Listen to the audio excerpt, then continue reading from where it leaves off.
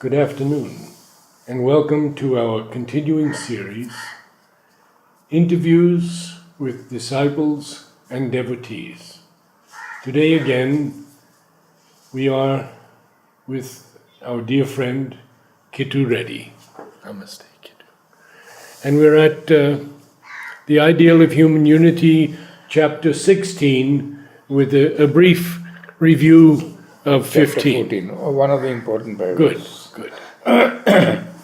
I think we have mentioned this paragraph before, but the paragraph starts with forces they take their first place in actual effectuation. This is a paragraph which is certainly very true in politics, but I think it is true in all of life. Because politics really is an extension of human life in a certain sense. Because ultimately, every community has to have a power center, and there can be differences and clashes with that power center, and there can be ambitions to be part of that power center. So, this is very important. So, forces take the first place in actual effectuation.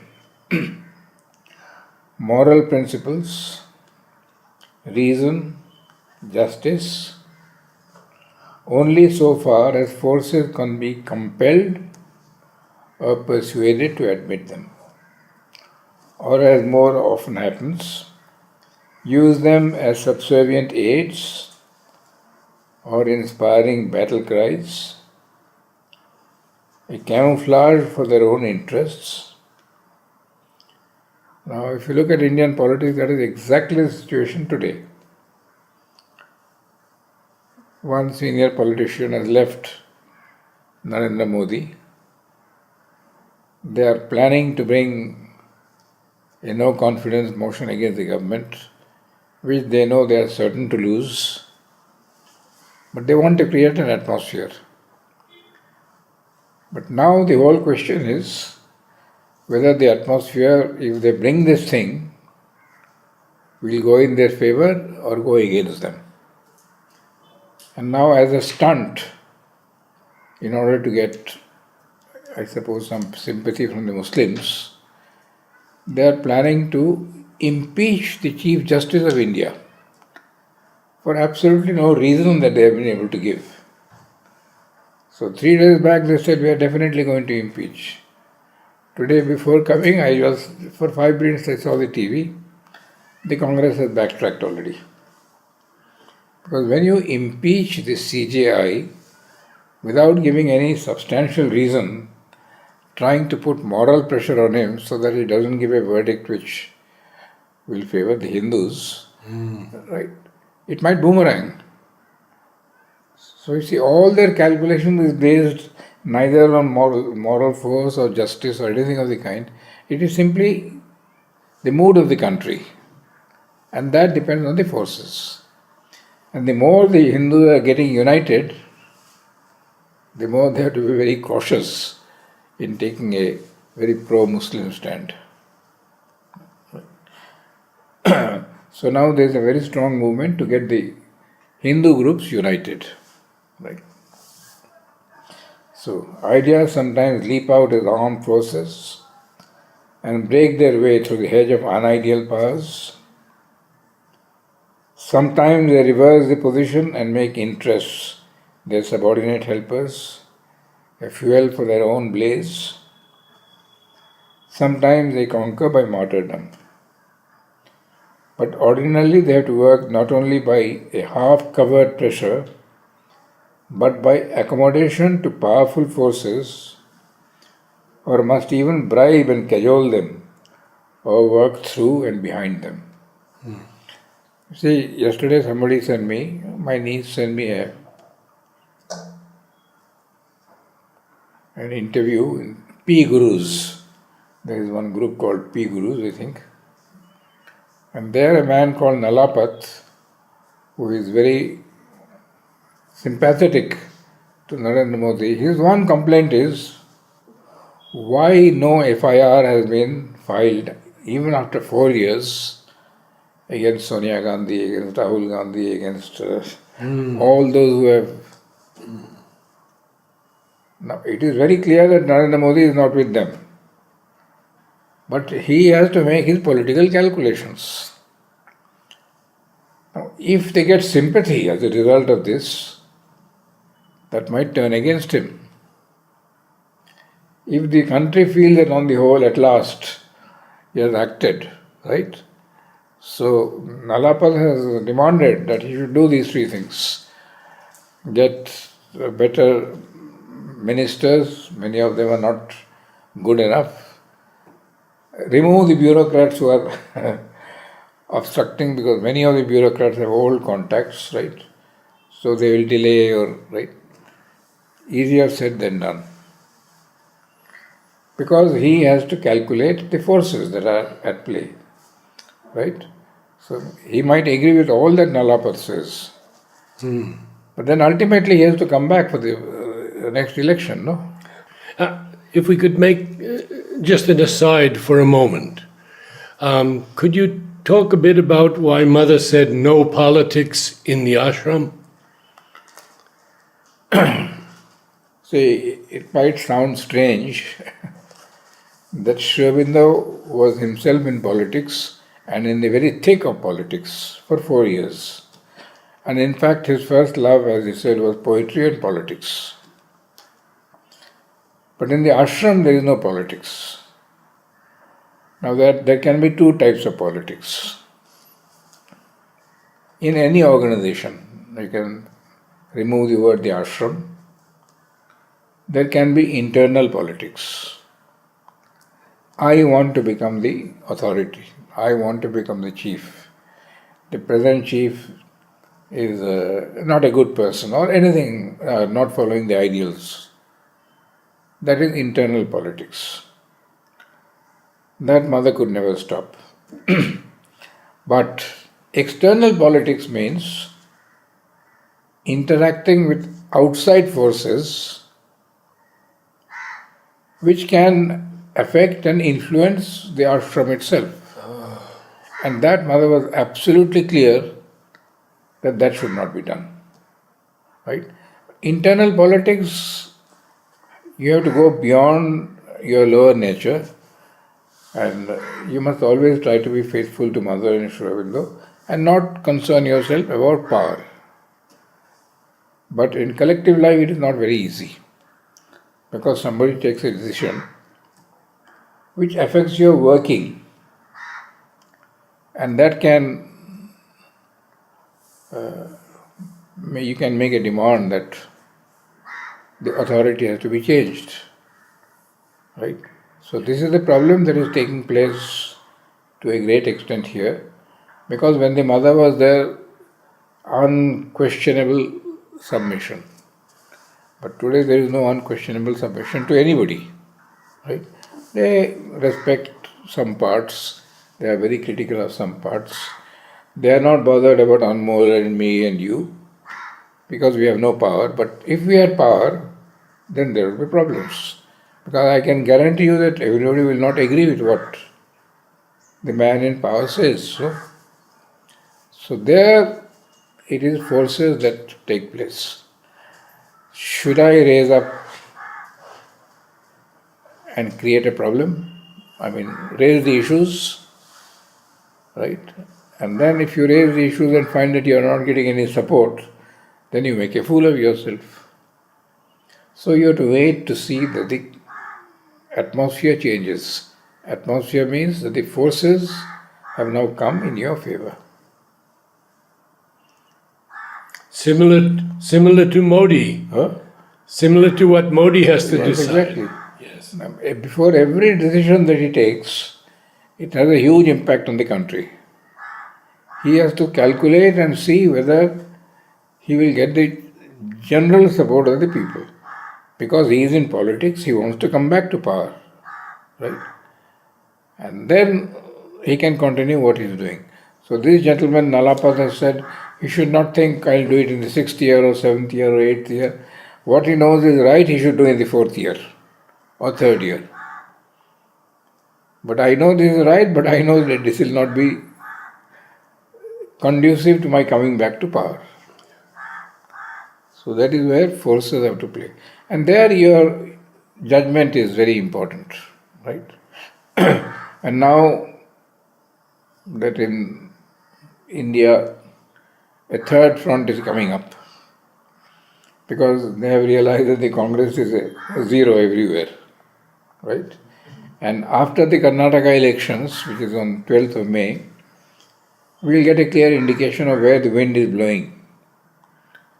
If the wind is blowing in favor of BJP, then the third front will bound to come up.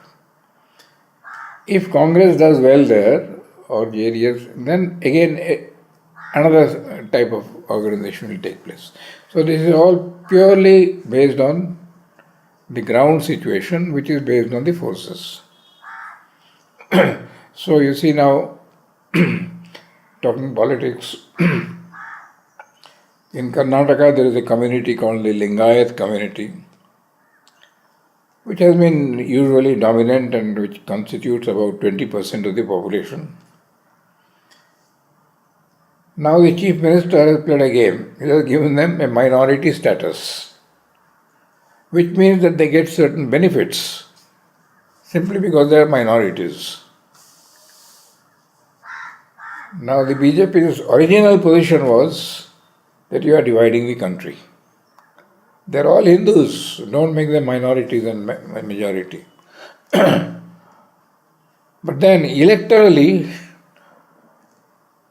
the head of the Lingayat community has supported the Chief Minister. So now Amit Shah is thinking, what shall I do? If I stand for unity, I will lose my election. Or I might lose the election. If I play this game, then I am not moving in the ultimately right direction. So this is what I am trying to say, that everything depends on forces. And those who know how to play this game, well,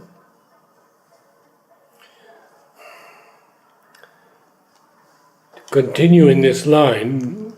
I was speaking with a friend the other day, and she said that because of reparations, whatever you want to call it, what preparations? Reparations to people who have been lower caste.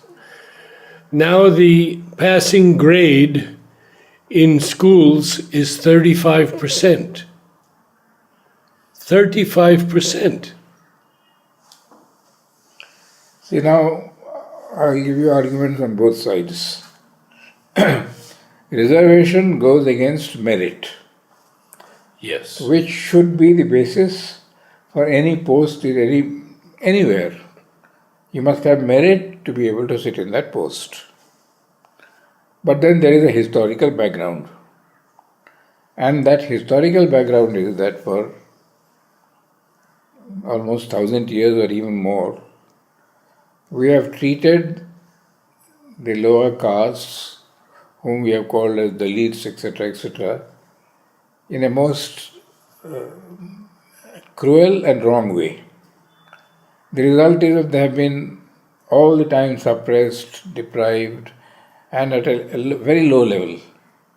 Now, in one generation, it is not possible to raise them up unless you give them some kind of preference, right? So, but it is very important that an engineering degree should not be given with 35% marks, because then this building will collapse, right? But might be he can be a peon, or might be he can be given some work where there is no real skill demanded, right? So it is a balancing act that they have to do. And it is a political act also. Because all these years, when India became free and in 1950, they said that after 25 years we'll remove all reservations. Indira Gandhi was the Prime Minister. She did not remove reservations because it was very beneficial to her. So the politician is looking at that will I get some benefits? Then he'll compromise with ideals. Right? But if you are idealistic, there is very little good chance that you might not come into power. So, politics is the art of doing the maximum that is possible at the moment. This is the definition which I read. So I want to reach there, but if I try to go straight there, it will be difficult. So I better go one step. Prepare the ground and then go another step. So that is the whole situation. So everywhere it is like that. The forces are working in a certain direction. And the men in authority and those who want to be in authority or change anything have to go very, very carefully. See, I will not go into any further detail except one thing. My students, they come to my house, they can speak freely. I take my classes at home. Full of complaints about the school, the running, etc., etc., etc., etc. And not even one. I said, all that has no value for me. You write down your complaints, and on the other side you write down the suggestions. What can be done? And then this morning I told them, you see, coming and criticizing to me has no use.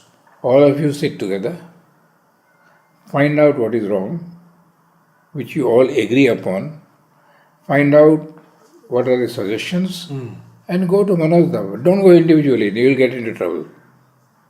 But go in a group and say, Manasdava, we would like to discuss with you. Then see what happens. Even if he does nothing, an awareness will be created.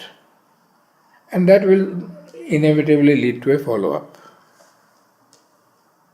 So, as always Mother used to say, criticism has no value unless it is accompanied by a solution to that problem. And that's what I told you once. One of our friends wrote a letter to Mother about Nehru's reaction to the Chinese in 1962. At that time the song was Hindi Chini Bhai Bhai. Yes. Right? And then they betrayed us and attacked us. And Nehru made a fool of himself. And naturally, the whole country was criticizing. And somebody from here wrote to Mother and quite a critical letter. My age. So Mother wrote back, put yourself in the place of Nehru and see what you would have done. Do you think you would have done better? That silenced him completely. But then Mother next day, she herself passed a comment, which was a little critical of Nehru. But she also said that the Chinese were more open to her force than the Indians. Yes. I remember that. I was here. Huh? I was here then. Okay.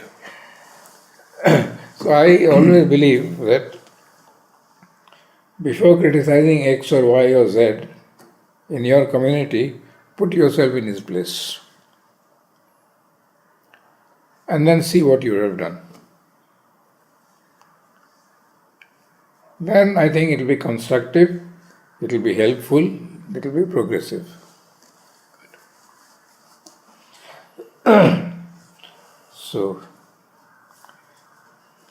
But ordinarily they have to work not only by half covert pressure, but by accommodation to powerful forces, or must even bribe and cajole them, or work through and behind them.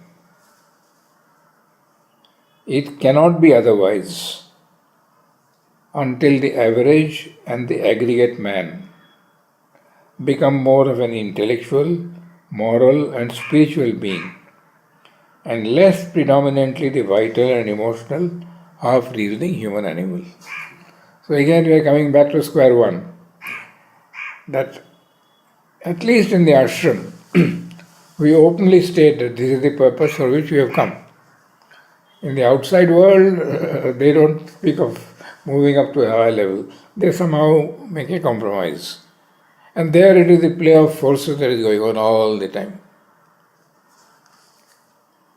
Here, if you take the right attitude, as the mother said, don't complain. Everything that you are seeing might be wrong. But don't complain. If you can do something, do. Otherwise, shut up. So it is very important, because if you want the community to continue, criticism creates a very negative atmosphere. Criticism where absolutely necessary with a solution, and not in public but to the people concerned. So until man becomes more of an intellectual, moral and spiritual being, and less predominantly the vital and emotional, half-reasoning human animal. But Narendra Modi can't expect that. But Manojda can expect that from us. And we can expect it from him also. Right? So the unrealized international idea will have to, for some time at least, to work by this secondary method. And through such accommodations with the realized forces of nationalism and imperialism. So you see today, the Chinese president or prime minister, he has been put for life. He becomes a dictator. He is going to meet the North Korean before he meets Trump. So evidently they will come to some kind of agreement among themselves. And then he will meet Trump and Trump has taken a somewhat strong position. And now Russia and China on one side, China openly and Russia more subtly. America has expelled 87 or 90 Russian diplomats, and in Seattle they have closed their embassy. Right. So again the Cold War has started in a certain sense. All a play of forces.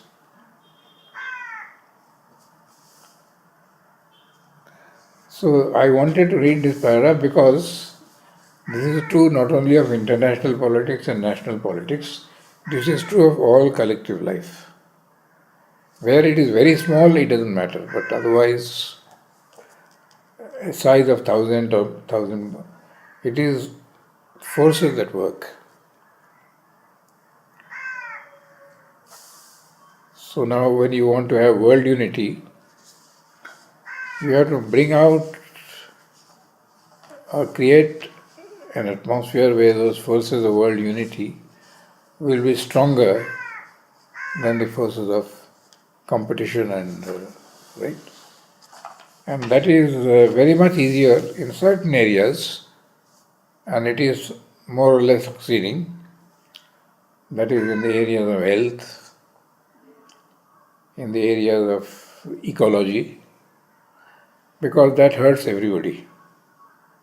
But in the areas of politics and economics, Mother said, most resistant.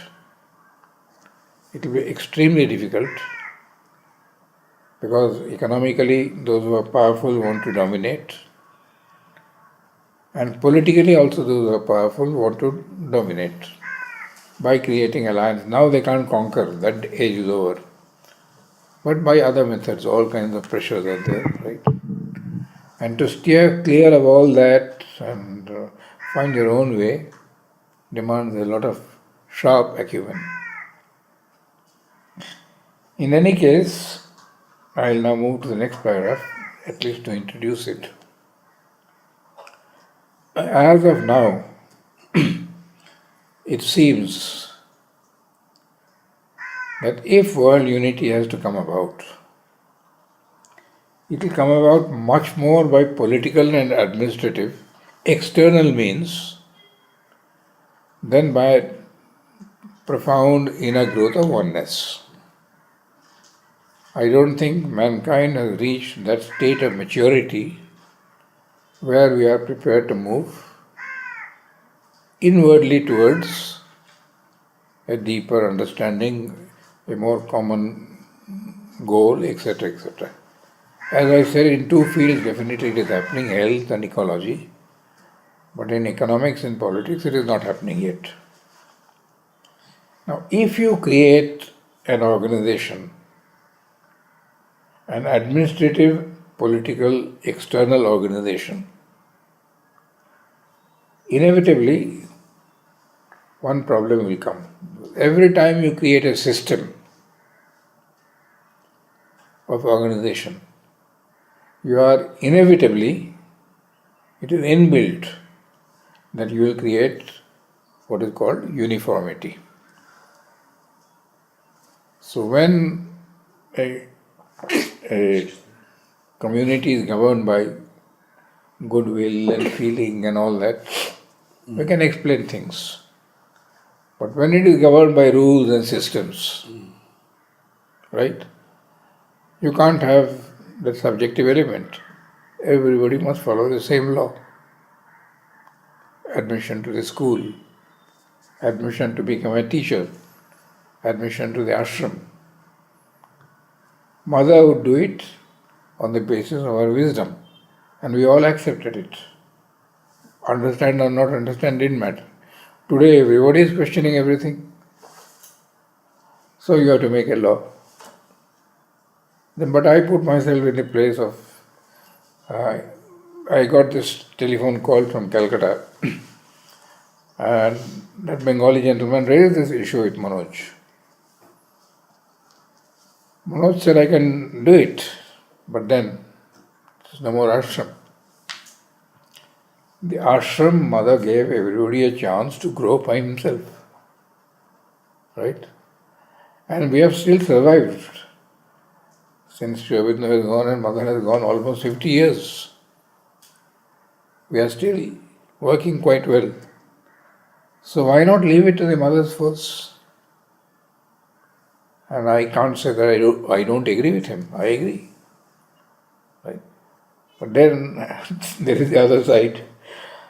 And unfortunately there are sometimes men who are not capable and who have... in fact, I must have told you this, that a few weeks back I was on my scooter and I was talking to somebody and Yes. a gentleman came and told me, I hear that you teach cycling to people. I said, why? You teach human cycle. He's an ashramite who is here for more than 10 years. So that I didn't say anything, nothing to react. So what I'm trying to say is that the moment you create a structure, right, an administrative structure, you are inevitably doing two things. Taking away liberty and creating a system of uniformity. That's why the chapter is Problem of Uniformity and Liberty. And the moment you create that uniformity, immediately you are liable to go to court if I feel unjustly treated. You have made a law, you have violated the law, straight away you go to Supreme Court.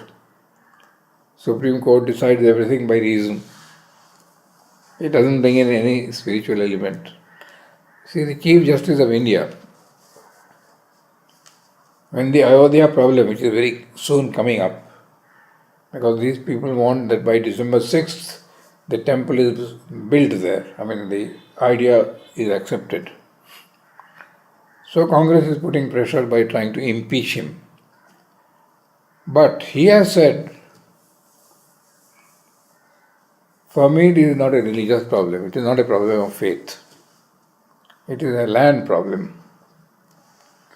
Whether Ram was born there or not, doesn't matter to me. I am a rational human being. I can't accept that faith in my judgment. Private life, he might be worshipping Ram. But in public life, as a Supreme Court judge, it is a land problem. Do the Hindus have a proof that this land belonged to them and that the Muslims came and broke the Ram temple and built Babri Masjid? It has become a purely land problem. And because the moment he accepts faith and religion, you had it. The Muslims will say, why talak, talak, talak? Why are you banning it? You know that, no? Talak, talak, talak, I can divorce in 5 minutes. Right? Narendra Modi is now removing it because it is against human dignity. Right? But the Muslim conservatives are holding tight to it. The moment you bring in this Ayodhya as a matter of faith and devotion to Ram, the same thing will happen here. Then the problem will be Hindu superiority, Hindu arrogance, and the Muslims. See, there will be a reaction. And we have to solve the problem internally, no? So one has to go very slow. So basically the idea is that when you create a system and the government has no other way of functioning except by creating a system, a little subjectivism they allow, but very little. And if you allow a little more subjectivism, immediately people will go to court. Therefore, liberty is removed and uniformity becomes the structure. And this is exactly the problem that ashram is facing. When the mother was there, it was all liberty and very subjective handling of. Today, nobody commands that authority that the mother commanded or Sri Aurobindo commanded. You must have either somebody has to come who is like the mother. Not that he thinks that he is like the mother, but we think that he is like the mother. Then it will be acceptable. Or inevitable trend will be not one individual running the show, but might be a group of individuals. All that is in the air, discussion going on. But whether it will succeed or not will depend on the play of forces. What is the title of What is chapter 16 title? Chapter 16. So we'll do that in some more detail next time, right? The problem of uniformity and liberty. But this is something which you have to understand. That the moment you create a system of organization or a rigid system of organization, you have to have uniformity, and in that process liberty is lost to a great extent. Either you have to create an atmosphere where all the sadhaks are moving toward the higher thing, and even if you don't agree, you say just leave it, it's mother's ashram. At one time, Pranavda took certain positions, but he was told clearly that look, you are not a trustee, either you become a trustee and then you decide, or he quickly withdrew. He said, look, it's not my business. This is mother's ashram, Sri Aurobindo's ashram. They have created it. It is their responsibility. Because we don't believe that they have gone. Physically you might not see them, but they are there. So if this descent is taking place, she must have a purpose. I said, excellent attitude. So I relax completely. Let those who are in charge take the decisions. Because I ultimately trust that mother is doing these things. And sometimes, as Sri Aurobindo says, retrogression is a very important step for progress. Reculer pour mieux sauter. That is in French. step backwards to jump better. Even Nalini, Huh? Nalini in one of his books said it might be necessary to step down from the ivory tower of the mind to the vital, Yes. to take the leap. It is pulling down the scaffolding, and there he says, look, forget supramental, overmental, psychic, don't tell lies, don't cheat. I mean, come down to that level and start working on that level, on the vital level. Right? Be honest. See that your accounts are proper. Only on that base and only on that base can you prepare the higher mind, and then afterwards the spiritual and all that. So many people didn't like it at all. How can he say that? Right? So he said it is the hard reality of the situation. The way we are fighting, that is not a sign of spirituality. That was in the 70s. Yes. Then he withdrew completely. Anybody went to him for advice about the ashram, he refused. Spiritual problems, not only the meditation, this is what is happening to me, then he would sit and talk to you.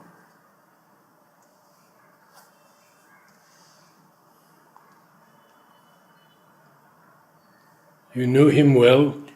Me, very well. Right from the age of 5, he would give me, we would be playing around and you would come out and he'll give me a toffee, or come to my room, he'll give me a rasgulla. So from that time, we have developed a relationship. And then at a much later age, when he became a little old, I organized night duty for him, because to go to the bathroom was difficult. So we had to give him that pot and all that. And I used to spend 8 to 1 or 2, and Shastadhar used to come from 2 to 6. Then after some time Matri came in. Then we managed. Then after that many people came in. Then we had all 2 hours, 1 hour. I knew him very well and he was very, very understanding and kind towards me. Most of my letters used to go through Amritsar to Mother. I have over 150 or 200. But some letters I used to send through Amritsar, Mother used to give it to Nalini. And Nalini used to tell me, read it carefully. Very important things that you have to think about. So from that point of view, I am really lucky that absolutely opened my doors to her. Everything. Even now, there is nobody in the world to whom I can tell everything. You suppress many things from others, all of your lower nature. It doesn't mean that you are manifesting it, but it is there in the nature. That I could tell Mother straight. And I've always told her, absolutely. Mother, this problem. She explained to me very patiently and in detail. And even when you stumble, sometimes a little harsh, but towards the end of the letter, she's appealing to you that you must get over this. See, that's why today somebody asked me, are you a disciple of the Mother? Because you introduce us as devotees and disciples. I said, I'm also wondering. I cannot boast loudly that I am a disciple. And then I fell upon something which the Mother has said. Be very careful before you are saying that you are a disciple. You are trying to be a disciple. Because there are many or some elements of your lower nature which refuse. That is why I'm very careful to say disciples and devotees. Yes. A devotee, certainly. Right. Disciple, trying to be. Disciple is one who is all the time moved by the Mother and Sri Aurobindo. And when I say moved, not only action, but thought, feeling, sentiment, difficult.